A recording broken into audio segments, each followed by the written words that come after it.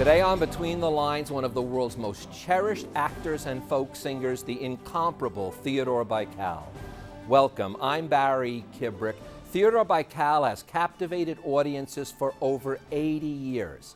From his iconic roles in theater such as Captain Von Trapp in The Sound of Music and THEO in Fiddler on the Roof, to his Oscar-nominated performance in The Defiant Ones and his dozens of beloved folk albums, Theodore, who just turned 90, is still entertaining audiences around the globe. And with his autobiography, THEO, we are treated to an insider's look at a most remarkable talent and an even more remarkable man. But I'm a writer today because I was a reader when I was 11 years old, and it was... You do not need to prove your state of happiness to anybody. Most of these speeches were as much as a month in preparation. Characters, the heroes in this book, are seekers of truth in a story that involves a lot of corruption. You don't get a chance to really talk about what's real, and this is the perfect thing to do. Theo, it is such a pleasure and honor to have you here as a guest on Between the Lines. Welcome to the show. I was summoned, so I came. Well, I'm so glad you were summoned, and I'm glad I was part of that summoning. Now, I joked before as we were walking in, and it wasn't a joke. You say, I sang before I could talk.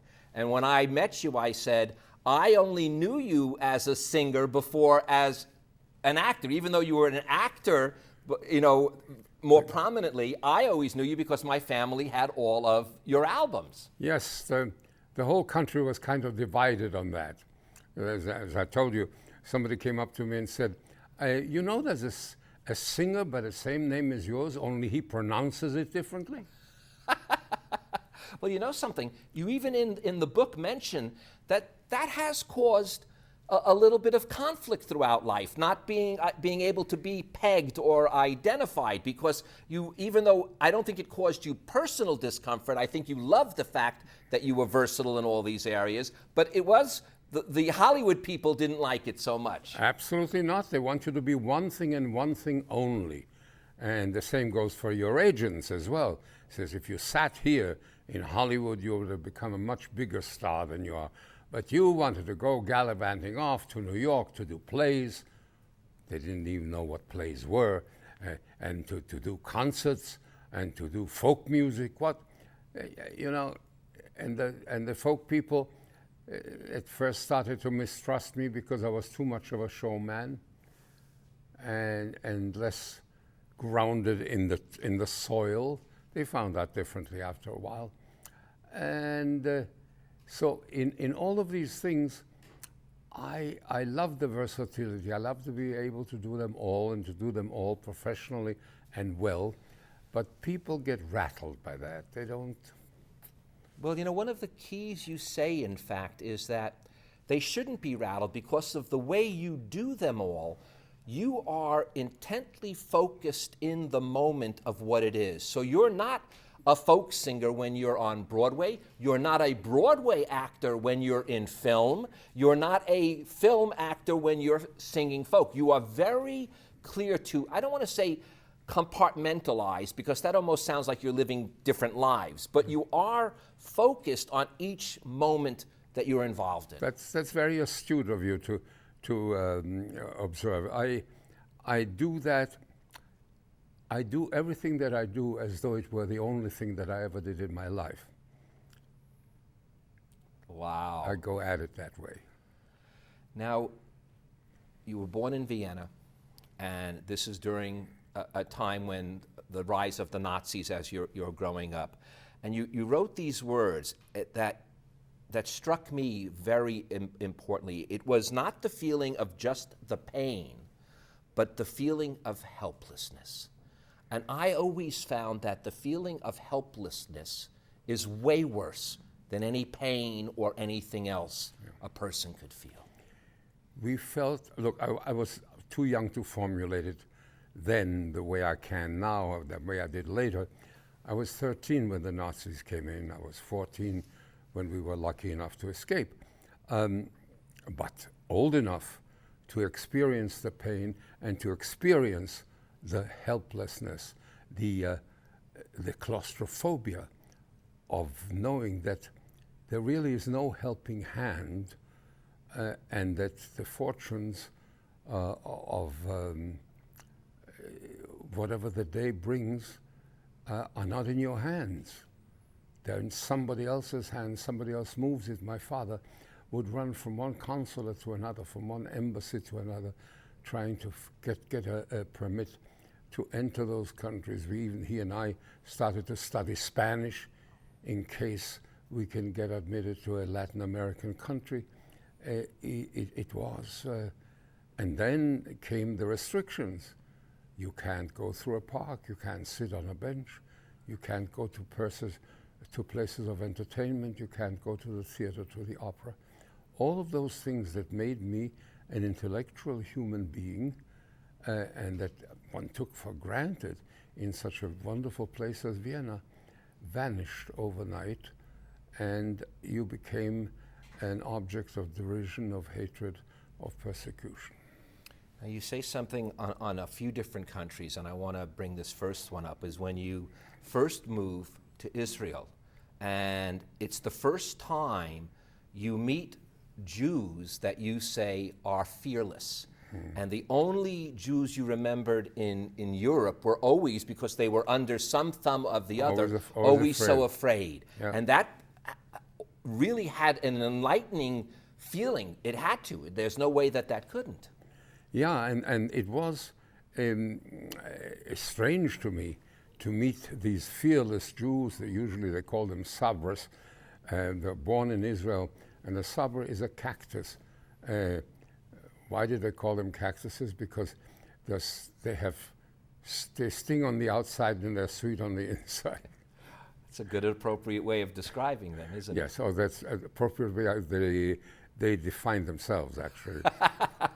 Now, you wrote a line, and I have to explore this with you. You said that I have from time to time been accused by my family of living an unexamined life. And yet, as unexamined as it might have been, in other words, going inwards towards yourself, you have examined so much externally of life. That's an interesting contradiction, because you are such a soulful songwriter, poet, such a soulful actor. One would have thought you had to have gone within, at least at some point. Well, of course, I was being slightly harsh when I said that. And besides, I also felt that life was worth living, whether examined or not. But it's quite true that you have to examine your life. You have to examine whatever it is that you bring in your knapsack that helps in your work, that helps in your living. Not everything that you have necessarily helps you as an actor. Look, I play kings. What do I know of kings? What does Theodore Bikel know of the nobility of kingship? I had to do that by calling upon reading, literature, intellectual pursuit. I played murderers. I have no murderous instincts that I know of in my own knapsack. So not everything that you carry with you helps you in your work. Some of it does. Now, you said kings. This has almost nothing to do with you, but it's the only time I read it in your book, so I have to share this with the viewers. You were in England, and in England, you went there to study acting. But you made this particular comment, and I had to bring it out. You said that all of the male British royalty, because you mentioned kings, all of their offspring all go through a Jewish ritual circumcision. Now, they are the leaders of the English church, and yet that's what they do, and I found that fascinating. Because they believed that all male descendants of royal houses are descended from David. Isn't that fascinating? And you, in fact, you said even in the church, there's the rabbi and the mohel with the prayers and the Torah. They're marching right with them. I knew the mohel. His name was Dr. Snowman. Wow. That had to I don't know. That would have it did blow my mind when I He read it. circumcised Prince Charles. Oh, wow. Wow. I'm not going to go there. Oh, I know where I do want to go, though. When you hit New York, you say something interesting in the book, and that is that you spent 8 years in England, and it made you feel no more than an articulate foreigner. But by contrast, 8 weeks in New York, and you're a New Yorker, and a couple of years in America, and you're an American. That is a very different concept than most people feel around the world. It's true. In England, I spent 8 years in England, and I had a passport that said I was British, but my neighbors knew that I'm not English. But in America, that wasn't an issue, was it? Not at all. Not at all. They don't care what kind of passport you carry. If they can yell at you from the second-story window, you're a New Yorker. Now, you know what, before we go on, I want to mention, you just told me that you're actually touring, not musically, but because of a new film that's out about you. Why don't you That's correct. let me know, because I didn't know that. I made a film a couple of years ago, which I also wrote. It was based on a play, a stage play that I had. And this one, the film is called Theodore Bikel in the Shoes of Sholem Aleichem. The stage play was called Sholem Aleichem, Laughter Through Tears. And when Elie Wiesel saw it, the play, he said, if it hasn't been filmed, it ought to be. Now, you can't film a play. A play has its own imperatives, and its own mechanism, its own presentation, gestures that in a play are natural, are too large for film. Film needs to have incidental music, needs to have imagery from years ago when you're talking about the shtetl. So we went back to the drawing board and wrote a film. And it's me, my own story, as informed by Sholem Aleichem, which it was all through my life, and with music. And you're playing the music as well? Oh, yes. Oh, beautiful. I want people to see that. Now, you mentioned the theater and it being different. One of the roles, everyone knows that you've played THEO and things like that, but the role that I never realized you created was the iconic Captain Von Trapp on Broadway. And of course, that's from The Sound of Music, later on filmed with Christopher Plummer, but you created the role on Broadway. Yeah. And you said that the song Edelweiss was literally written even after the play was written. Once they heard you perform, they wrote a song just for you, and it became one of the big songs of the play, Edelweiss. Well, we were out on the road for months, as they used to do in those days, first in New Haven at the Schubert, and then in Boston.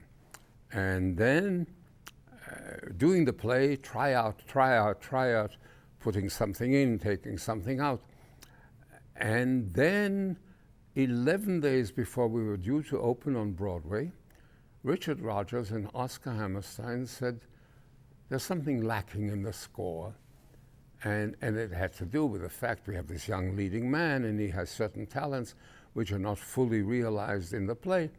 But that included playing the guitar, by the way, and that folksy quality that I had when they hired me in the first place to do the captain. And so they wrote me a song, which they wrote in a hotel room at the Ritz-Carlton in Boston. Ironically, they wrote me an old, brand new Austrian folk song. An old brand new one. Nothing could beat that, am I right? A woman once, I came out of the stage door and a woman said, oh, I love that song, Edelweiss. Of course, I only knew it in the original German. Don't you love that? Oh my gosh. Well, you know, there's another character, and we mentioned THEO, that I got a sense you felt a kinship with that you played in the theater. And again, the role is more defined by Anthony Quinn because of the film, but you played Zorba. And Zorba, you used these words about the way you got into the character itself, and that is, home is to be found not so much in space as in time. I felt very moved by that, especially since you were, in a sense, a gypsy yourself. I could see why home is found more in time than in the physical space you may be in. It's also the culture that I come from, although Zorba, of course, is Greek, and there are certain similarities or parallels between Greek culture and Jewish culture. But Jews especially, we are a religion of time. Everything is dictated by time, Sabbath, festivals, all of that. With Zorba,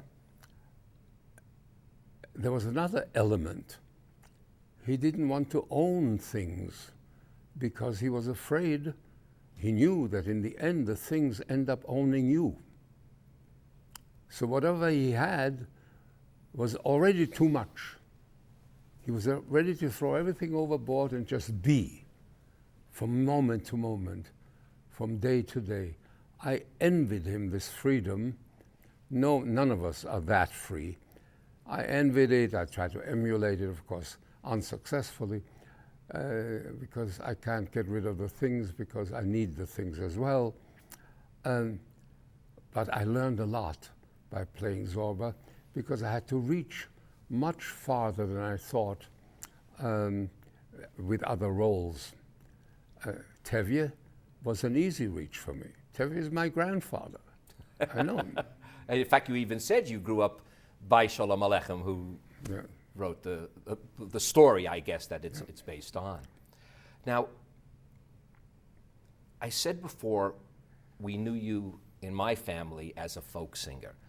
And I want to get into that a bit because what I didn't realize was how deep I realized how much my parents loved your music, but I didn't realize how large you were at that time. I was a young person. But you actually were one of the co-founders of the Newport Folk Festival, the famous one where Dylan, in fact, breaks out the electric guitar and starts to play.